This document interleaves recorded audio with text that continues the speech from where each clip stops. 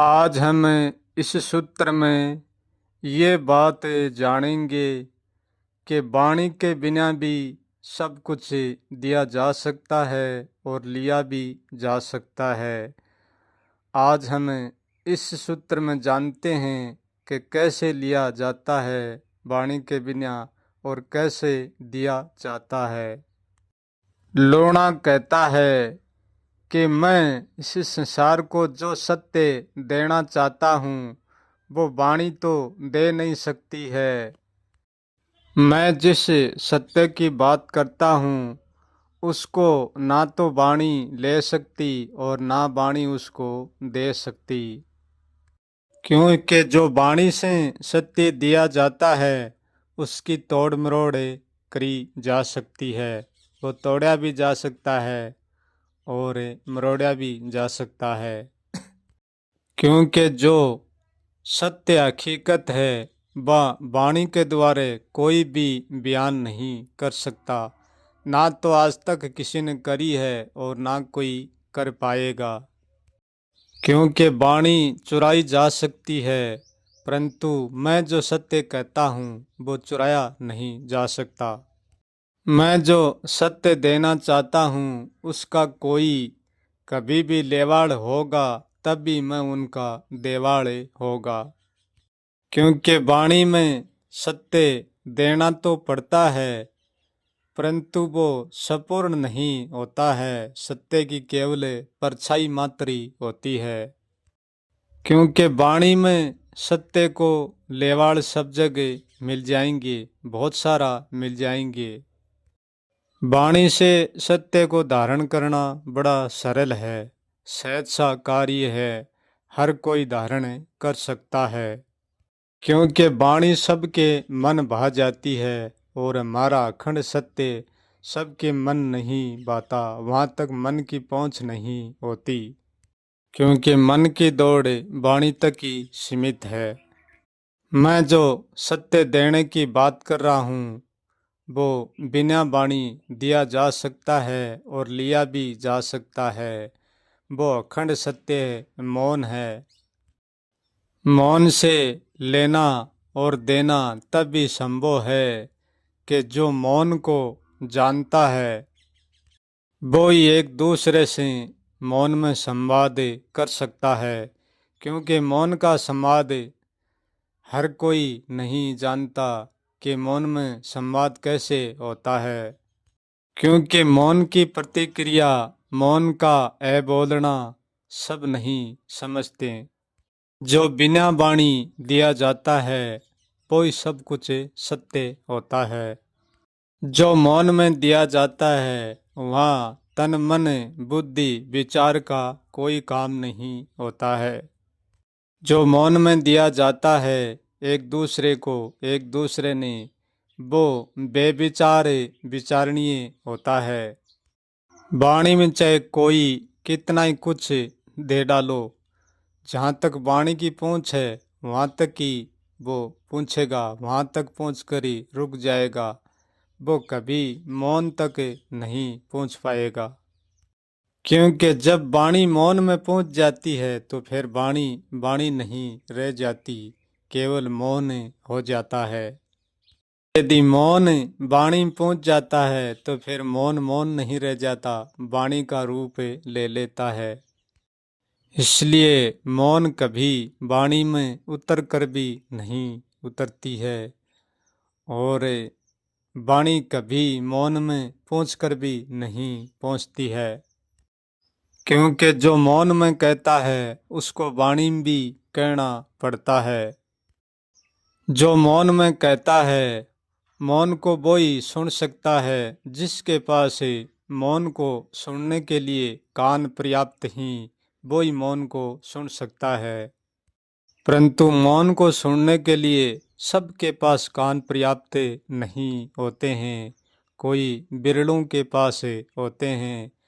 वाणी को सुनने के लिए सब उचाव से भरे रहते हैं और सबके पास कान पर्याप्त होते हैं सुनने के लिए। जैसे वाणी कान से हृदय से सुनी जाती है, मन से सुनी जाती है, ऐसे मौन भी सुना जाता है, परंतु अनुभव से सुना जाता है। मौन के अनुभव से, मौन से ही मौन सुना जाता है। जैसे वस्तु से वस्तु ही टकरा सकती है, अवस्तु वस्तु से टकरा कर भी नहीं टकरा सकती।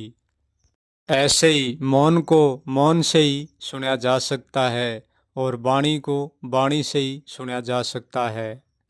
जो मौन को जानता है और जो मौन को धारण करता है और मौन के साथ एक है, वो इस संसार का सब कुछ कर जाता है, परंतु सामने किसी के नहीं आता है। और सामने आती है तो शिल्प वाणी आती है, क्योंकि मौन तो सामने होकर भी सामने नहीं होता, क्योंकि मौन तो जाना जाता है। और मौन का संवाद यदि किया जाता है कि मौन लेने वाला भी खाली हो और मौन देने वाला भी खाली हो, तब भी मौन का संवाद करना संभव है। यदि दोनों ही वाणी में लिप्त हैं तो ना तो मौन का संवाद लेने वाला कर सकता और ना देने वाला कर सकता। जब मौनी के पास मौन को कोई भी धारण करने वाला नहीं होता है, तब मौनी को अपनी मौन वाणी में उतर की अंकित करनी पड़ती है, फिर संसार को चेतावनी वाणी में देनी पड़ती है। और जिसने मौन को जान लिया और मौन के साथ एक है, वो सब कुछ बोल कर भी कुछ भी नहीं बोला। मौन जिसका एक बार सद गया, वो कभी जीवन में टूटता नहीं है। मौन एक रस रहता है, यही मौन का असली के सत्य है। क्योंकि वाणी किसी के साथ एक रस नहीं रहती, उनका परिवर्तन होता है। वाणी चेता तो सकती है, परंतु पूर्ण जगा नहीं सकती। मौन चेताता भी है और पूर्ण जगाता भी है। मौन वो सत्य है जिसने पा लिया, फिर और कुछ पाने के लिए, खोने के लिए कुछ शेष नहीं बचता। और जो मौन से भी परे हो जाता है, वो फिर खोने और पाने से भी परे हो जाता है। उसके पास कुछ भी शेष नहीं रहता है, क्योंकि मौन ही वो एक मार्ग है खुद तक पहुँचने का। और स्वयं भी वो मार्ग है जो स्वयं को मिटने तक पहुँचा देता है। मौन के बिना कोई भी स्वयं तक नहीं पहुँचता, और स्वयं तक नहीं पहुँचता तो फिर स्वयं के बंधन को नहीं काट सकता। स्वयं तक पहुँचता है तब भी स्वयं का बंधन कट जाता है, फिर स्वयं ही मिट जाता है। कोई बंधन, कोई निर्बंधन, कुछ भी नहीं रहता है। मौन ऐसा सत्य है, मौन के द्वारा ही स्वयं तक जाया जा सकता है।